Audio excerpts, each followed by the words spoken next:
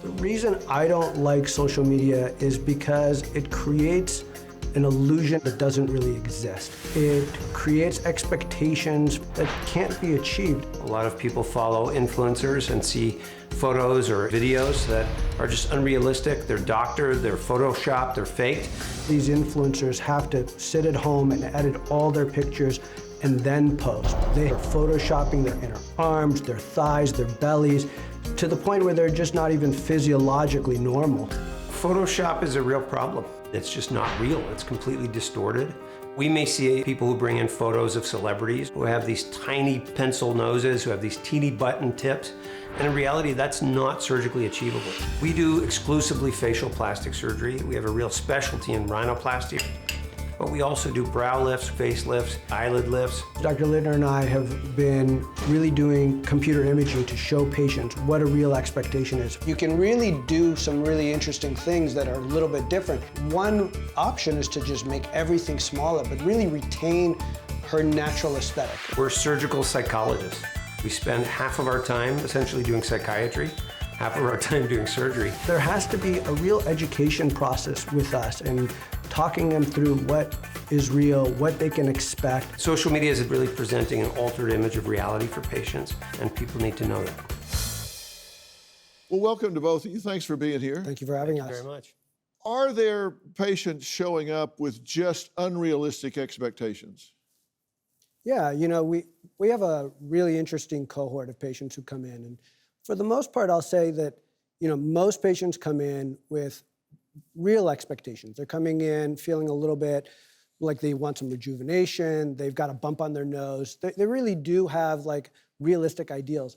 But I do think at the same time that Instagram in particular has really warped the image a little bit. They see themselves with these filters, they see themselves face-tuning themselves. They also see others who they don't realize are doing these things. A lot of the influencers really do Photoshop and face-tune and filter and then post, and so they don't really understand what is real and what's not. Are there those, because of the unrealistic images that they're comparing to, and 57% of the people say that they compare themselves negatively to these images, that no matter what you do, they're never going to get there? Absolutely. I mean, we're not psychologists, but as I said, a lot of what we do is asking those questions. We're really trying to understand motivations, understand expectations, understand what patients are coming in looking for and whether that's something real, honest, or not. And, you know, as Dr. Solomon said, the vast majority of patients who come to see us are well-adjusted. This is happy surgery. They have one feature that bothers them and has bothered them forever, and getting that taken care of transcends them into a different place in terms of self-confidence, self-awareness, and feeling good about themselves. That said, there are patients who come in and who are very much influenced by this social media phenomenon. Well, and the algorithms are designed to take the person deeper and deeper into what it is they tend to value.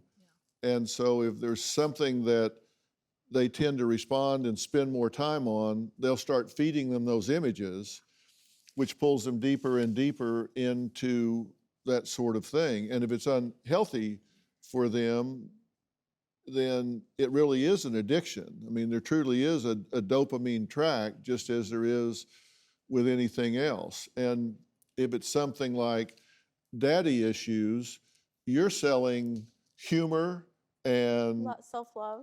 Yeah, I can't find anything toxic in there. It's a healthy brand. But that's what this makes me so sad. Like, this whole show so far has been so focused on looks, and it seems like that's all social media is, but it's not. I mean, I was literally in one of the worst places in my life before I created social media, and I was suicidal. Social media helped me find friends worldwide. It helped me find myself. It helped me feel like I fit in. There's so many beautiful things to social media, including even her and her sister being able to help so many women with body dysmorphia and all these things. Like, that's why I even tried to do on my podcast as well. And it's to tell people that, like, it doesn't matter whether tomorrow you won't have social media, you still won't feel good about yourself look-wise if you don't feel good inside. Do you have a story or a question for me? Click the link in the description and tell me what in the world is going on.